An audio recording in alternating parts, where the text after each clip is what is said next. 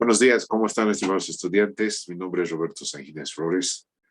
Soy docente de la asignatura de Fisiología Humana de segundo año de la carrera de Odontología de la Universidad Pública del Alto. El tema que vamos a dar hoy es músculo cardíaco. Vamos a hablar sobre todo la fisiología del músculo cardíaco.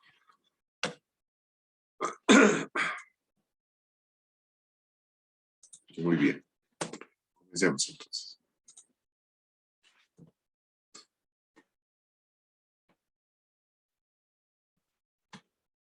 Bien, tenemos que hablar que nuestro corazón es un músculo, bueno, se dice que es el músculo que nunca descansa porque desde que nosotros comenzamos con el funcionamiento del corazón, más o menos en la tercera semana de vida intrauterina, estamos hablando que no, ni ha cumplido un mes en el vientre materno, a la tercera semana ya el corazón empieza a funcionar y no lo deja así hasta que una persona fallece o muere, ¿no?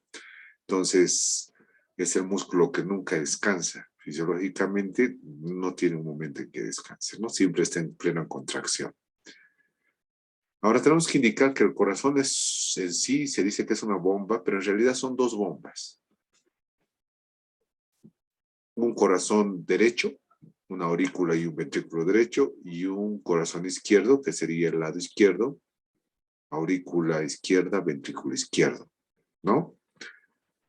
Tanto el ventrículo derecho forma parte de lo que es el inicio de la circulación pulmonar y el ventrículo izquierdo forma parte de lo que es la circulación sistémica o periférica o circulación mayor. Por eso se dice que es una doble bomba, ¿no? Desde el punto de vista fisiológico, el músculo corazón se puede decir que es más parecido al músculo esquelético que al músculo liso.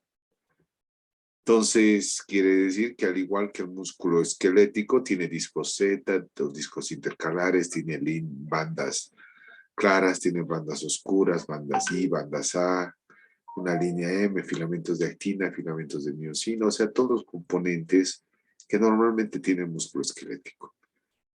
Pero desde el punto de vista fisiológico también lo podemos dividir de otra manera, en tres tipos de fibras musculares.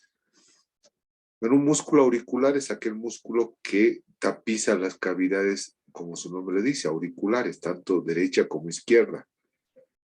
En un músculo ventricular, que es un poco más voluminoso que el auricular, muchísimo más voluminoso, que ocupa los ventrículos, por eso se dice músculo ventricular.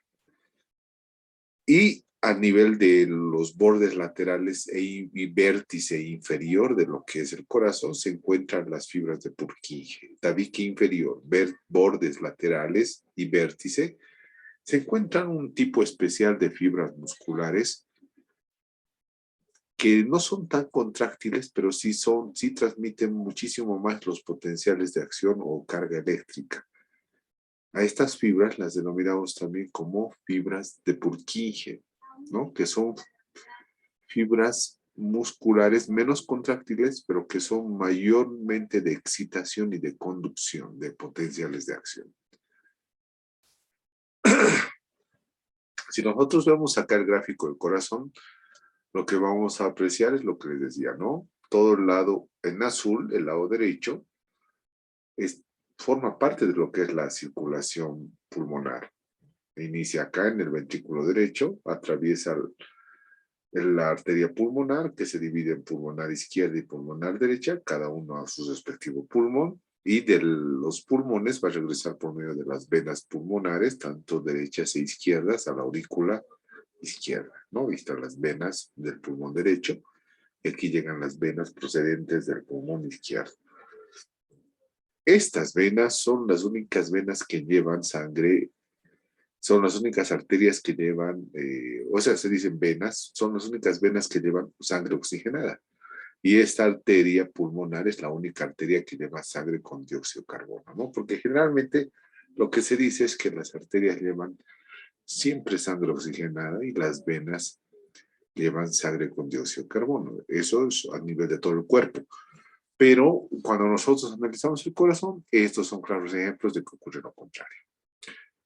Bien, entonces la sangre oxigenada ya llega por medio de estas venas, como les decía, a la aurícula izquierda, y de la aurícula izquierda va a pasar a través de las válvulas auriculoventriculares. En este caso, en el lado izquierdo se denomina válvula mitral y en el lado derecho se denomina válvula tricuspidia. Estas son válvulas auriculoventriculares que separan aurículas de ventrículos. Y del ventrículo izquierdo va a pasar por lo que es, va a salir por medio de la arteria aorta por medio del tronco brachiocefálico, carótida primitiva y subclavia, repartirse a la cabeza y los miembros superiores. Y por el medio de la aorta descendente, dar sus ramas a todo el resto del cuerpo, miembros inferiores, tórax, abdomen. Pero antes va a atravesar una válvula. Estas válvulas se denominan también válvulas semilunares o válvulas sigmoideas, tanto de la arteria aorta como de la arteria pulmonar, ¿no? Estas válvulas semilunares o sigmoideas tienen nombres, válvula aórtica en este caso y válvula pulmonar en ese otro caso de la arteria pulmonar. Entonces ya saben, bomba izquierda, circulación mayor. Bomba derecha, circulación pulmonar. Válvulas auriculoventriculares, mitral, tricuspidia. Válvulas aórtica y pulmonar, o denominadas también semilunares o sigmoideas, aórtica y pulmonar. Bien. Entonces,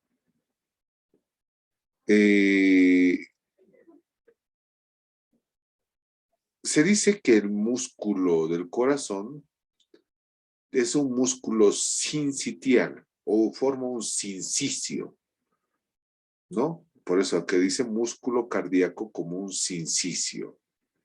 Tiene discos intercalares. Estos discos intercalares son los famosos discos Z, que son fibras musculares que separan sarcómera de sarcómera, ¿no? Tienen uniones comunicantes. ¿Qué quiere decir? Estas uniones comunicantes permiten el paso de potencial eléctrico, o sea, de señales eléctricas fácilmente de una célula a otra célula. Difunden rápidamente iones de calcio, ¿no? Tienen gran cantidad de canales de calcio. Por eso que el corazón es uno de los músculos que trabaja más eléctricamente, porque tiene gran cantidad de potenciales de acción eléctricos, ¿no? Estamos hablando de canales activados por voltaje en el caso de los músculos.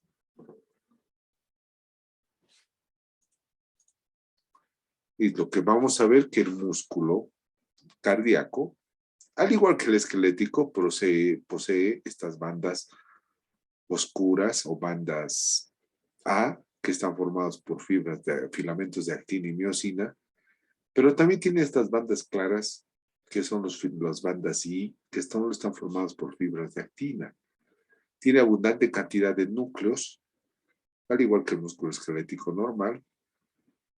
Y estos discos intercalares, donde les poseen una gran cantidad de uniones comunicantes que dejan pasar gran cantidad de iones y sobre todo potenciales eléctricos. Y estas uniones, si se dan cuenta, miren, la disposición de una célula que se une a otra fibra muscular cardíaca.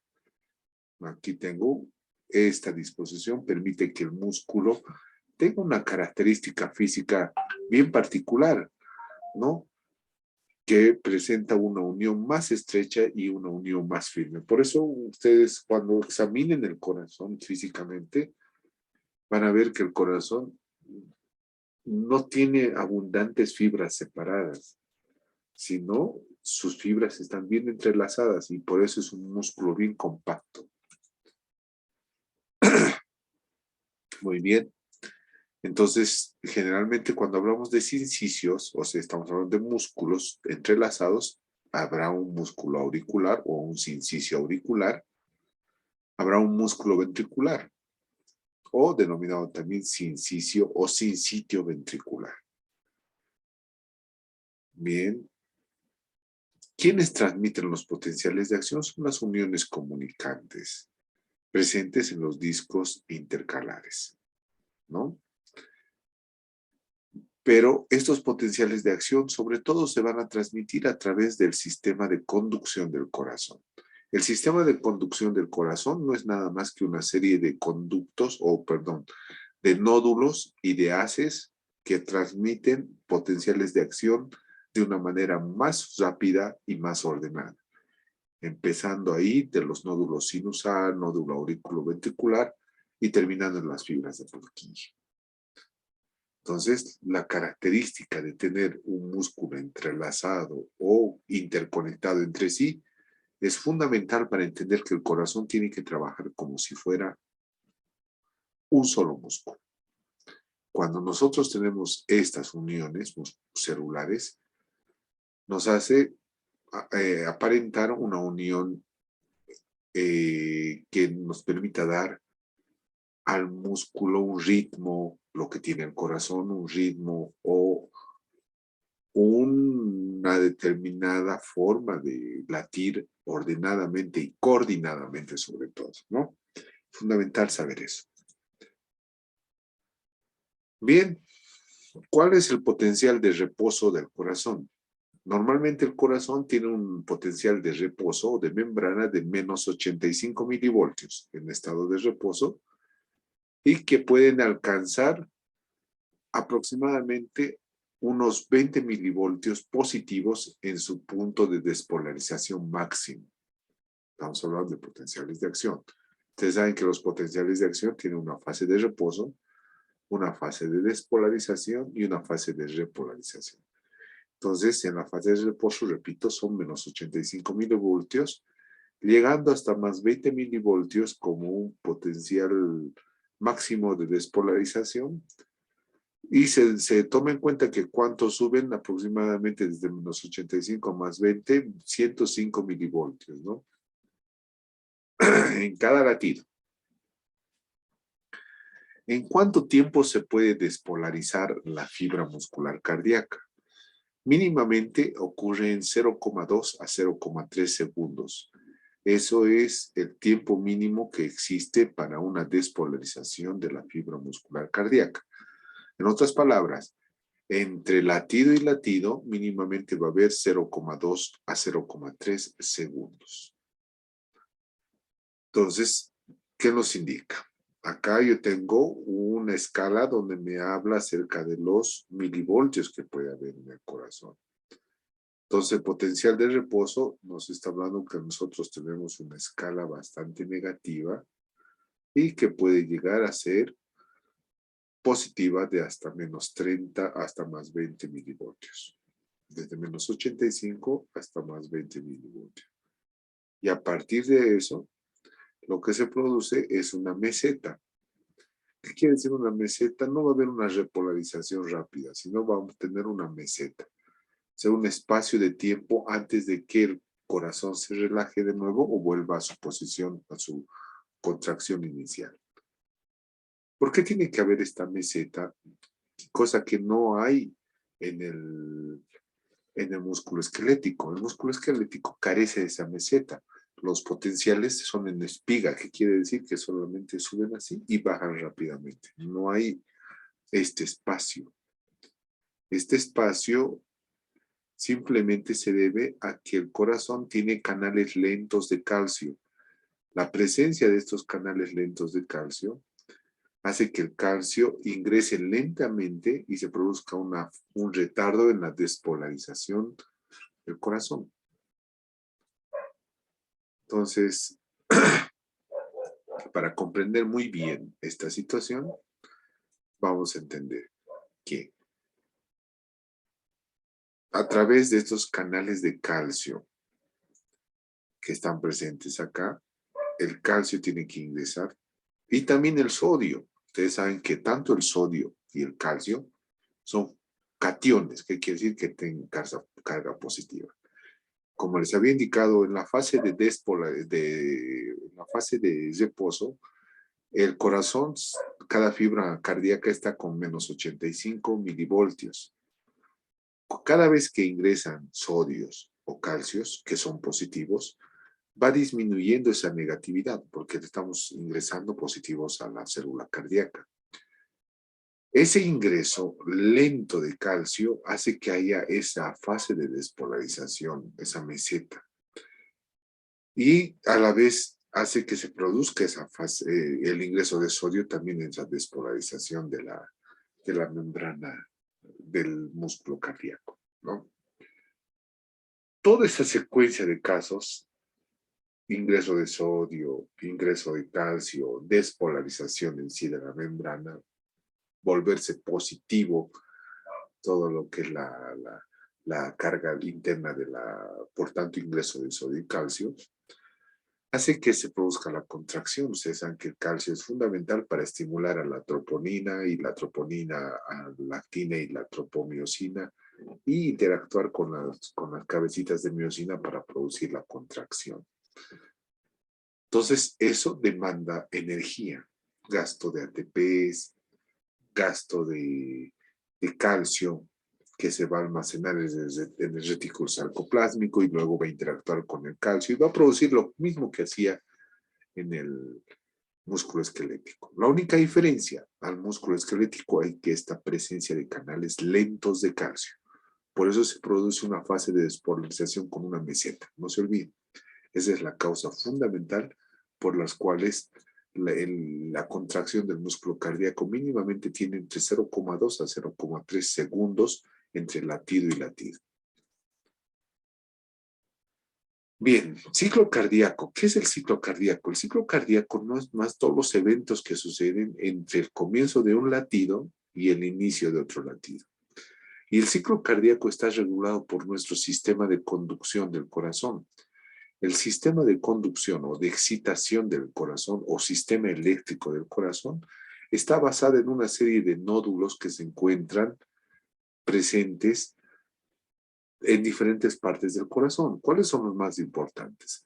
Tenemos el nódulo sinusal o nódulo denominado sinoatrial o SA o sinoauricular o nódulo de Katie-Flack. Tiene, como saben ustedes, como les he mencionado, bastantes denominaciones, ¿no? Donde se haya ubicado a nivel de la pared posterior y superior de la aurícula derecha. De ese nódulo va a salir vías internodales, una vía internodal lateral, una posterior, una anterior y una inferior. Estas vías internodales son las que, digamos, transmiten ese potencial de acción que comienza a nivel de este nódulo. Primero lo transmiten a la aurícula izquierda y luego por medio de estas vías internodales entre nódulos, la transmiten al segundo nódulo. Este segundo nódulo se denomina también nódulo atrioventricular o denominado también NA o denominado nódulo aurículo-ventricular porque se encuentra justamente a nivel de la separación de la aurícula del ventrículo, a nivel de la válvula tricuspidia, ¿no? No en la válvula, sino a ese nivel en el músculo cardíaco, ¿no? Este nódulo, denominado también de Afshov-Tavara, es el que recibe la señal desde el nódulo sinusal y obviamente llega con un retardo leve porque poco a poco van a disminuir las uniones comunicantes, poco a poco va avanzando y se va retardando ligeramente la velocidad de conducción. Luego, a partir de esto, ingresamos al haz de His, que es una ramificación que se encuentra a nivel del tabique interauriculoventricular, a nivel de este tabique que separa el corazón izquierdo del corazón derecho. Y después del haz de His, tanto en su ramificación izquierda y ramificación derecha, llegamos a las vías de Purkinje, esas fibras de Purkinje que les había mencionado, ¿no? Entonces, todo esto que está en verde es el sistema de conducción del corazón. O sea, esto es lo que manda y lo que permite la coordinación del latido cardíaco. Los latidos siempre van a comenzar a nivel de las aurículas, que son las primeras en contraerse, al mismo tiempo ambas, y luego se van a contraer los ventrículos al mismo tiempo. Ahora ya se dan cuenta por qué la lógica de que primero se contraigan las aurículas y posteriormente los ventrículos, ¿no? Y el funcionamiento del corazón va a ser de esa manera. Cuando al corazón llega la sangre llega a las dos aurículas e inmediatamente las aurículas pasan la sangre de las aurículas al corazón, a los ventrículos, a través de las válvulas que se abren y obviamente las válvulas auriculoventriculares mitral y tricuspidia se abren y las otras válvulas aórtica y pulmonar se cierran. Cuando unas se abren, las otras se cierran. Se llena lo que es los ventrículos y las válvulas automáticamente se cierran y evitan el reflujo a las aurículas y más bien estas se van a abrir, las aórtica y la pulmonar. Si se dan cuenta, las válvulas mitral y tricuspidia tienen una especie de cuerdas que permiten que no se las valvas o las puertitas de estas válvulas no se vayan y no haya reflujo de sangre a las aurículas. Impiden, traccionan esas valvas hacia los ventrículos para evitar que la sangre regrese a las aurículas. Estas cuerdas tendinosas evitan eso. Estas cuerdas tendinosas, si se dan cuenta, están anclados a unos músculos que están en la pared de los ventrículos. Estos músculos se denominan como músculos papilares o músculos pilares ventriculares. Son los que sostienen y evitan que la sangre retorne abriendo, en este caso, las válvulas hacia las aurículas. Eso no es posible. Si se produce eso, y hay una patología, eso se denomina ya una insuficiencia, en este caso, valvular, ¿no? Que no está produciendo el cierre completo de esto. Entonces, esa es la función de estas cuerdas tendinosas y de estos músculos papilares. Evitar que en el momento de que se llene esto, regrese, en el momento de la contracción, evitar que se regrese a las aurículas. Más bien, la sangre tiene que salir por estos, por la aorta y por la arteria pulmonar.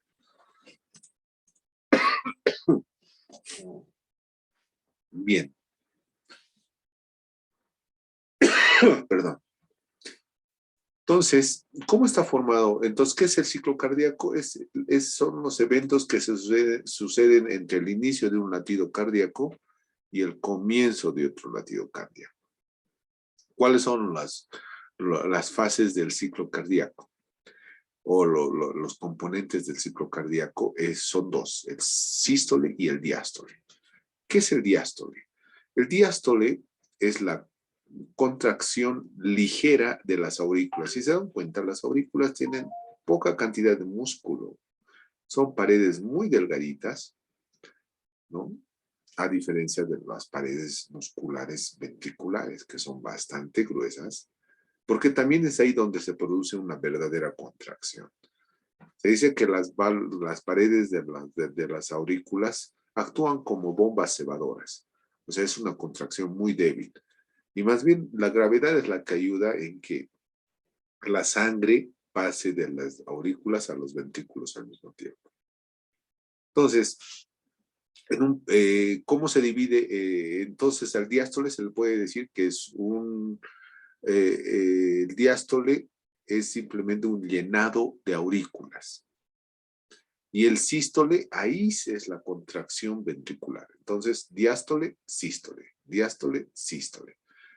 Cuando lleguemos al sístole, es acá donde se produce la verdadera contracción. Pero el sístole se divide en 3 etapas. En una fase un periodo de relajación, de contracción isovolumétrica, en un periodo de eyección y un periodo de relajación isovolumétrica.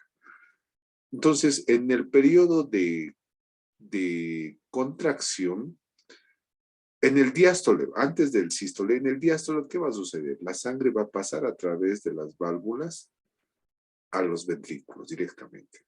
tanto la tricuspidia como la mitral. Y en ese momento las otras válvulas, auricular y aórtica y pulmonar, perdón, están cerradas, las válvulas semilunares o sigmoideas. Pero estas se abren. Eso es diástole. En el sístole va a ocurrir el periodo de contracción isovolumétrica o sístole o contracción sistólica, en donde se van a cerrar las válvulas auriculoventriculares, tanto lo que es la válvula mitral como la tricuspidia, y más bien se van a abrir las válvulas semilunares aórtica y pulmonar cuando se produzca la contracción. Entonces, miren, aquí tenemos válvulas auriculoventriculares y aquí tenemos válvulas tanto aórtica y pulmonar. En el diástole, ¿cuáles están abiertas? La mitral y la tricuspidia, aórtica y pulmonar. Y en el diástole las otras están cerradas. Y en el sístole ocurre todo lo contrario. En el sístole se cierran las válvulas auriculoventriculares, tricuspidia y mitral, y más bien se abren las válvulas aórtica y pulmonar, ¿no? Bien, analicemos un poquito de qué es el electrocardiograma. El electrocardiograma es la representación gráfica de los latidos del corazón. ¿Y por qué se puede graficar estos latidos? Porque el corazón trabaja con energía eléctrica. Entonces, en un electrocardiograma vamos a ver este gráfico donde vamos a poder apreciar diferentes cuadritos, ¿no? Como si fuera un cuaderno. Estos cuadritos tienen medidas. Quiere decir que yo tengo acá una cantidad determinada de energía eléctrica en la parte vertical. Cada cuadrito es, por decirles, una cantidad de megavoltios, de milivoltios, perdón. Y en la parte del horizontal, lo que tenemos es el tiempo. El electrocardiograma consta de varias ondas. Tenemos una onda P, tenemos un complejo QRS, que vendría a ser todo esto. Tenemos una onda T, y todo esto se supone que es un latido del corazón o ciclo cardíaco. ¿Qué es la onda P? La onda P me representa el momento en que el corazón está mandando ese potencial, esa contracción, ligera contracción de las aurículas. Por eso se dice que la onda P es la despolarización eléctrica de las aurículas o la contracción de las aurículas, tanto derecha e izquierda. Si se dan cuenta, no es una contracción de mucha energía, por eso es una onda bajita. Y luego encontramos el complejo QRS, donde existe una mayor energía, mayor cantidad de energía de contracción, mayor despolarización eléctrica, y que corresponde a los ventrículos, ¿no? Si se dan cuenta, constituye la despolarización ventricular, el complejo QRS. Y luego tenemos otra onda, que es la onda T, que es la repolarización de los ventrículos. Entonces, ¿para qué nos sirve saber esto? Cuando el corazón, esto del corazón, nuestros corazones tienen una cantidad, todo está en fisiología medido, una cantidad de cuadritos de milivoltios, para que me entiendan, y también una cantidad de cuadritos a lo largo, ¿no? Entonces, no puede haber, y les voy a representar mediante un gráfico, no puede haber una onda P de este tamaño, porque quiere decir que hay una sobrecontracción de las aurículas, o una onda Q bajita, un complejo QRS, que puede significar que hay poca contracción de los ventrículos, o que no haya prácticamente una onda T de 2 cuadritos o cuadro y medio. Eso me dice que hay poca energía en la despolarización. Entonces, tener una determinada cantidad o una forma determinada, es lo que ven los cardiólogos, ¿no? Lo que analizan cuando nos hacen un electrocardiograma, si nuestras ondas están bien, si hay alguna alteración, si digamos es muy larga la onda P, o si es muy corta la onda, el complejo QRS, o aparece otra onda más, doble onda T. Entonces, cada patología tiene una determinada configuración. Y ahí aparecen enfermedades del corazón, de las aurículas, de los ventrículos. Y eso lo hace un cardiólogo. Empieza a analizar las diferentes ondas o las alteraciones que puede haber en un electrocardiograma, tanto en su fuerza, milivoltios, ¿no? Como también en el tiempo, porque todo tiene un determinado tiempo.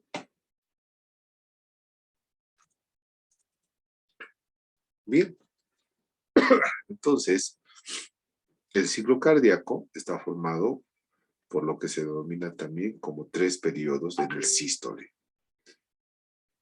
Un periodo de contracción isovolumétrica, un periodo de relajación isovolumétrica, y en medio de ellos tiene que haber un periodo de eyección. En el periodo de contracción isovolumétrica, estamos hablando del sístole, ¿sí? Estamos hablando solamente del sístole, de la contracción ventricular. Una vez que se llenan los ventrículos, va a empezar a contraerse. Para contraerse se tienen que cerrar las válvulas auriculoventriculares, tricuspidia y mitral, y más bien se van a empezar a abrir, comenzar a abrir las válvulas semilunares, aórtica y pulmonar. Luego entramos al periodo de eyección. En el periodo de eyección tiene que haber una presión en los ventrículos, tanto izquierdo como derecho, para que exista la salida o eyección hacia la aorta y hacia la arteria pulmonar. ¿Qué sucede? Se abren totalmente, en ese periodo de eyección, se abren totalmente las válvulas aórtica y pulmonar, y están bien cerradas las válvulas auriculoventriculares, tricuspidia y mitral. Pero en el ventrículo izquierdo va a haber una determinada presión, y esa presión es de 80 milímetros de mercurio. Y en el ventrículo derecho va a haber otra presión, que es de 8 milímetros de mercurio. Hay una diferencia grande, ¿no?, entre el ventrículo izquierdo y el ventrículo derecho. ¿A qué se debe esa diferencia? Se debe a que fundamentalmente el ventrículo izquierdo tiene que contraerse con más fuerza porque va a enviar sangre al resto del cuerpo por medio de la arteria aorta. Y el ventrículo derecho se va a contraer más levemente porque tiene que enviar a los pulmones que se encuentran cerca, ¿no? Entonces, obviamente que no tiene que haber mucha fuerza de contracción. Pero aparentemente, si ustedes analizan, la cantidad de músculo es similar. Entonces, ¿a qué se debe de que el lado izquierdo se contraiga con más presión que el lado derecho? A la presencia de grandes canales o de fibras de Purkinje que transmiten más potenciales de acción. Entonces, perdón, lo que tenemos acá es que cuando se produce lo que es, uno, la fase tardía de la diástole, o sea, estamos hablando que el diástole se va a producir primero, llega sangre a las aurículas al mismo tiempo por medio de la vena cava inferior, vena cava superior, aurícula derecha, por medio de las venas pulmonares, aurícula izquierda. Inmediatamente, por gravedad pasa la sangre, el 70% pasa directamente y hay una ligera contracción. A esa ligera contracción, que involucra un 30% de contracción, se le denomina también como sístole auricular. En realidad es parte del diástole, ¿no? Posteriormente, ahí empezamos con la contracción. Cuando la sangre ya está en los ventrículos, se van a cerrar estas válvulas, tanto la mitral y la tricuspidia, y van a empezar a abrirse la válvula pulmonar y la válvula aórtica. En el momento de la eyección, se aumenta la presión de 80 en el lado izquierdo y 8 milímetros en el lado derecho, por las razones que ya les he dicho. Entonces, la sangre va a salir tanto a la arteria pulmonar y a la arteria aorta, abriendo las válvulas sigmoideas o semilunares aórtica y pulmonar. Y como les he dicho, estas válvulas están cerradas, bien cerradas, resistiendo con las cuerdas tendinosas y los músculos papilares, evitando que la sangre regrese a las aurículas, porque tienen que salir a través de estas arterias. Y luego va a haber una relajación isovolumétrica, que quiere decir que se van a abrir de nuevo las válvulas auriculoventriculares y se van a cerrar más bien las válvulas semilunares para evitar que la sangre regrese a los ventrículos. Para que se produzca un correcto sístole y un correcto diástole, para una eyección correcta, tiene que haber estas válvulas que estén muy bien, ¿no? Tanto la válvula aórtica o sigmoideas o semilunares que tienen esta forma, o la válvula mitral. En este caso estamos hablando de las válvulas del lado izquierdo del corazón, ¿no? Esta válvula aórtica, su función es evitar que la sangre regrese al ventrículo. Y la válvula mitral es evitar que la sangre regrese a la aurícula izquierda del ventrículo. Y evitar que la sangre regrese de la aorta al ventrículo es la válvula aórtica. Son válvulas semilunares, aórtica y válvula auriculoventricular mitral.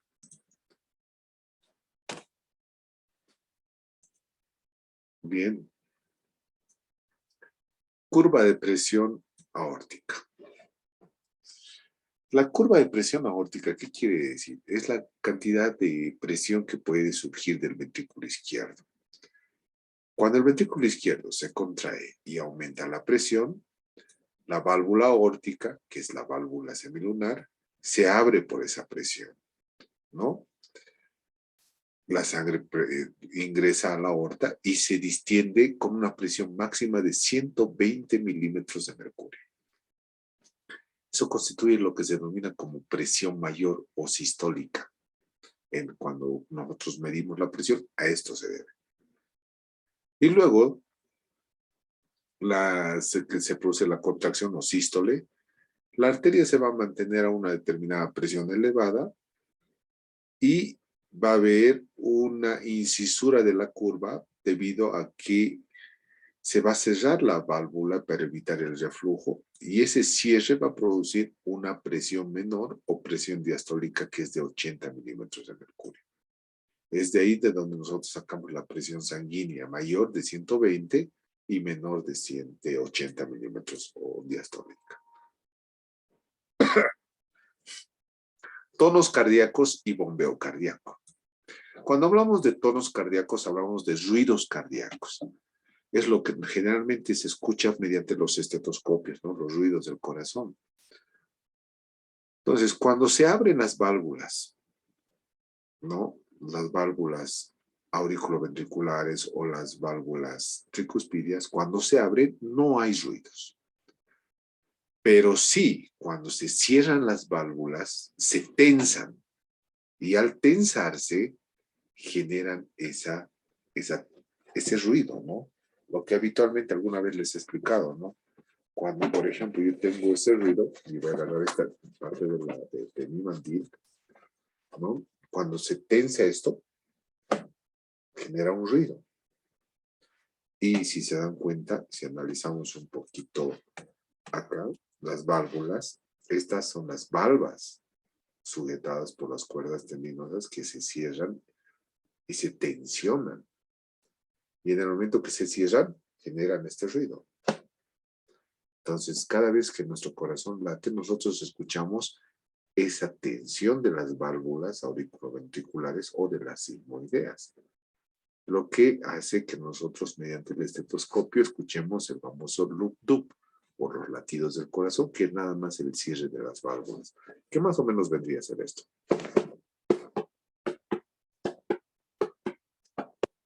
El tensamiento de estas válvulas cuando se produce el cierre, ¿no? De estas válvulas, y ese es el ruido que produce nuestro corazón, ¿no? Entonces, los velos o valvas y los líquidos producen esas vibraciones por esos cambios de presión y eso es lo que genera ese ruido, ese tensamiento. Ahora, se dice que el primer ruido cardíaco es el inicio de la sístole y corresponde al cierre de las válvulas AV o auriculoventriculares, que serían la tricuspide y la mitral, que tienen un tono bajo pero prolongado. Y el segundo ruido cardíaco, que sería el final del sístole o el final de la contracción, corresponden a las válvulas aórtica y pulmonar. Ambas se cierran al mismo tiempo. Recuerden que les dije, ¿no? Que cuando unas se abren, las otras se cierran. Cuando se cierren las tricuspidia y mitral, primer ruido cardíaco. Cuando se cierren la aórtica y la pulmonar, segundo ruido cardíaco. Y lo que escuchamos es eso, primer y segundo ruido cardíaco. Ducto, ducto, ducto, ducto, ducto, ¿no? Nuestros latidos del corazón. Entonces, el corazón genera un trabajo, ¿no? El corazón tiene que convertir toda la energía en trabajo, en contracción, mover la sangre desde el corazón, desde lo que es las venas que tienen baja presión, porque no hay mucha tensión arterial, hasta las arterias de alta presión. Entonces, ahí estamos hablando que produce un trabajo externo, tanto de arterias y de venas, ¿no?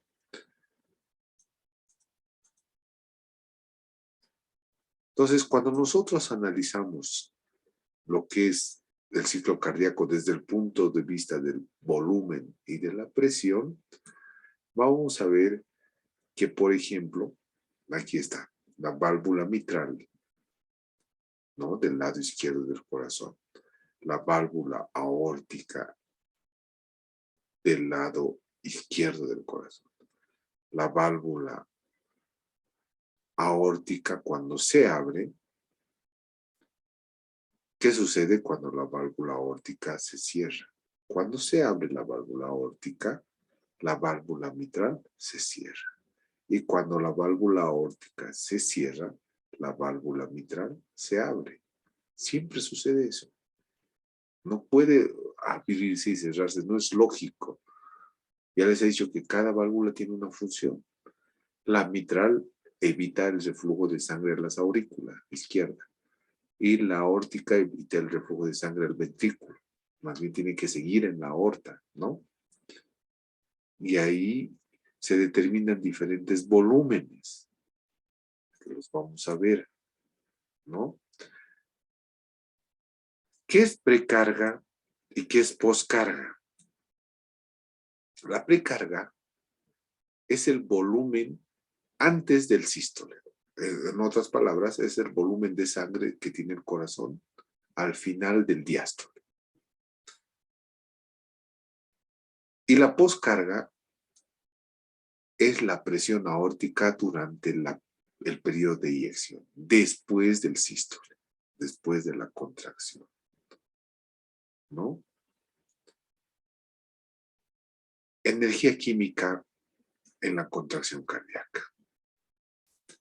Para que nuestro corazón lata muy bien, toda la energía va a venir proveniente en un 90% del metabolismo oxidativo de ácidos grasos y aproximadamente del 10 al 30% del metabolismo de lactato y glucosa. Entonces hay que entender muy bien. Generalmente, de donde más produce energía nuestro cuerpo es a través de la glucosa, pero nuestro corazón generalmente trabaja químicamente más con los ácidos grasos.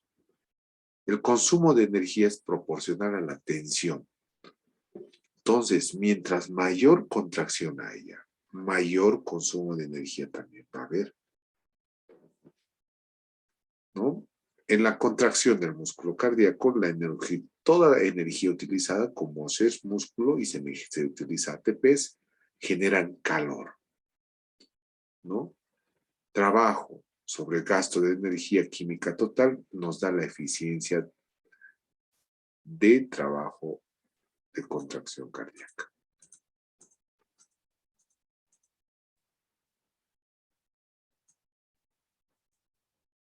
Bien. ¿Qué es el mecanismo de Frank-Starling? El mecanismo de Frank-Starling nos explica que cuanta mayor llenado del corazón, o sea, el corazón se llene más de sangre, la fuerza de contracción también va a ser mucho mayor.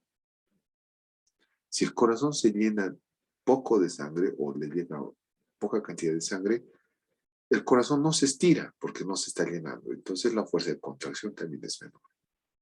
Entonces, en otras palabras, la fuerza de contracción está proporcionalmente, está en directa proporción al llenado del corazón. Hay más llenado, mayor fuerza. Es como cuando nosotros estiramos una liga. Si yo estiro una liga hasta este diámetro y suelto, va a tener una determinada fuerza y la liga va a llegar a chocar aquí a mis dedos. Pero si yo estirara muchísimo más la liga y lo suelto, la fuerza va a ser mucho más. Es lo mismo, ¿no? Se llena más el corazón, las fibras cardíacas se estiran, pero por ende la contracción también es más fuerte. Si se llena poco, las fibras cardíacas se estiran levemente, también la fuerza de contracción es leve. Eso se denomina como mecanismo de Frank-Starling.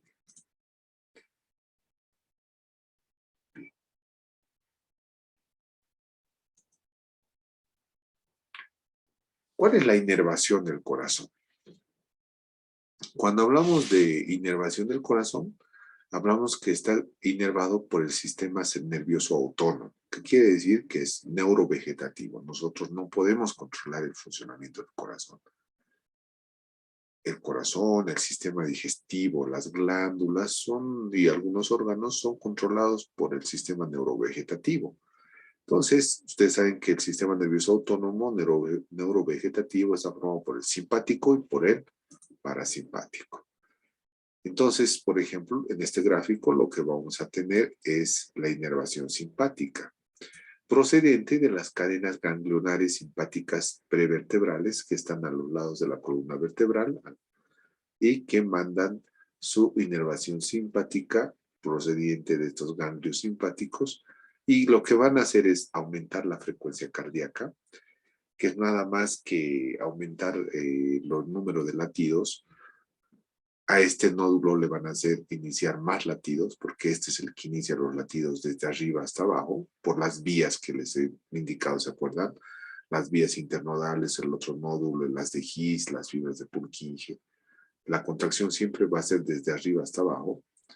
Va a aumentar el volumen de sangre que se va a bombear porque el corazón va a latir más. Va a aumentar la presión de eyección porque aumenta la fuerza de contracción y aumenta el gasto cardíaco. ¿Qué es el gasto cardíaco? El gasto cardíaco es la cantidad de sangre que pasa por el corazón en un minuto. Y que en estado de reposo, en estado donde no estamos haciendo ejercicio, es de 5 litros por minuto, ¿no? Eso es inervación simpática. La inervación parasimpática lo que hace es todo lo contrario. Reduce el bombeo del corazón, reduce la fuerza de contracción, disminuye la función de bomba del corazón y eso lo hace el vago o neumogástrico, que es un nervio parasimpático, ¿no? Hace todo lo contrario al simpático, el vago. Bien, antes de eso, y me olvidaba, ¿no? Hay unos datos que les quería que son bien importantes en corazón. Miren, aquí tenemos volúmenes. Volumen telesistólico, volumen telediastólico. ¿Qué es el volumen telediastólico? El volumen telediastólico es el volumen de sangre que tienen los ventrículos, ¿no? Y que estamos hablando aproximadamente de unos 170 mililitros, ¿no? No, perdón, 110 a 125 mililitros. Y tenemos el volumen latido, que es el volumen de sangre expulsado, que es de 70 ml. Y luego vamos a tener un volumen telesistólico, que es simplemente restar los 110 menos los 70. Y los 110 menos 70 vendría a ser aproximadamente 40 a 45, ¿no? Ese dato es la cantidad de sangre que después de cada eyección o después de cada latido queda en los ventrículos. Eso quiere decir que no toda la sangre que sale de los ventrículos sale totalmente. Se queda un remanente de sangre y eso se le denomina como volumen telesistólico. Cuando se llenan los ventrículos, eso es volumen telediastólico, y que son aproximadamente 110 mililitros. Sale aproximadamente 70 en cada latido de los ventrículos, salen 70 ml. Y va a quedar un remanente, restando del telesistólico el volumen latido, será el telesistólico, 45 más o menos ml. ¿No? Ese era el datito que faltaba explicar. Entonces ya sabemos la inervación, la estimulación simpática y parasimpática del corazón. Vamos a ver los efectos de algunos iones o electrolitos.